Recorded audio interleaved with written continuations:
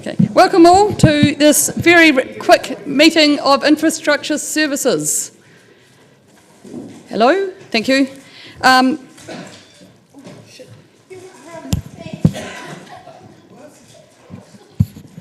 Apology from Mike there for being a nuisance. Now, just a note again that Diane Yeldon's here with, you don't want to speak? Yeah, you're recording, but you don't want to speak today at the public forum? I was just checking. No. Okay, you can if you wish. Sorry. No public forum, she had asked to speak. Yep, sorry. You appreciate you can raise questions or concerns, but we can't necessarily answer them today, Diane. Okay, so thank you. I'm not sure if you've actually got anything written from me. You have? Okay. It's just that there's been a lot of discussion about mud tanks. People going for walks and seeing mud tanks, you know, like full of leaves. And I just wondered whether it's council property, but I know some people do remove the leaves. And that probably, there's a difference between clearing and cleaning, of course, but probably clearing at regular intervals probably does actually reduce the need for cleaning, because whatever's on top probably sort of decomposes and goes inside. And I just wondered whether this information that local residents are getting would be useful to sort of convey to the council.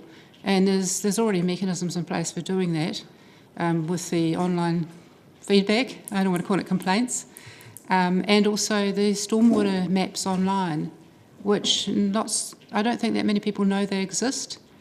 So you can actually see where your mud tanks in your local areas go.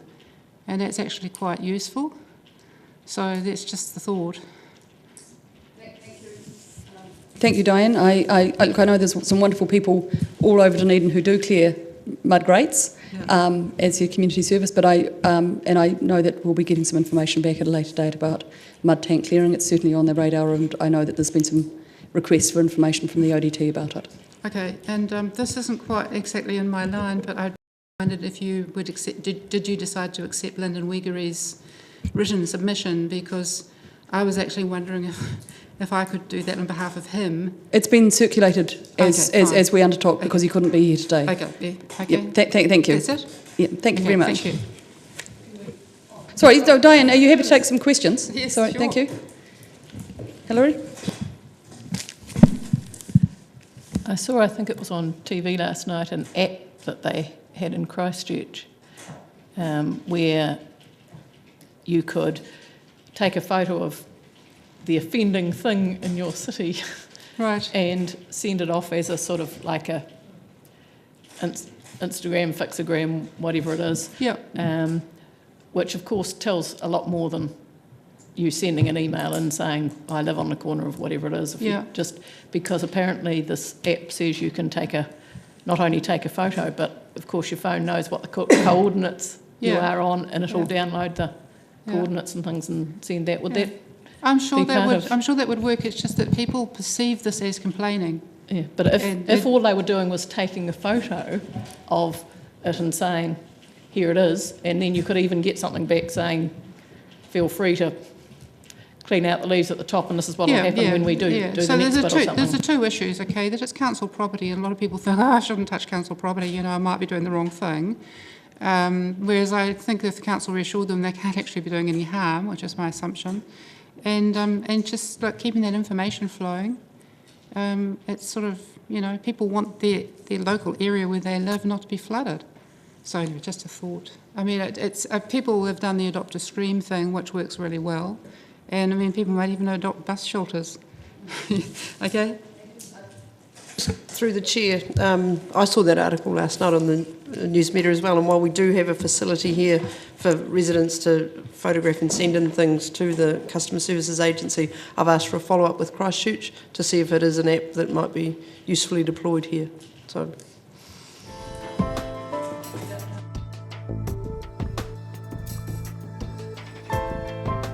Thank you. Into the meeting proper. Apologies. I've got an apology from Richard Thompson. I'll move that.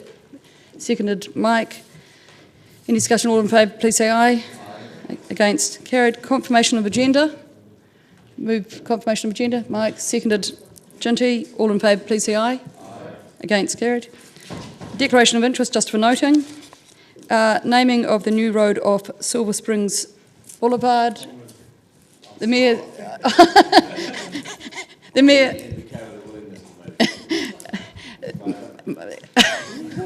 I'm not needed here. I don't think we need you today, Bruce. Thank you, nice to have you here.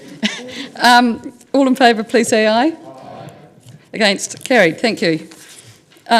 Notification of agenda items for consideration by the Chair.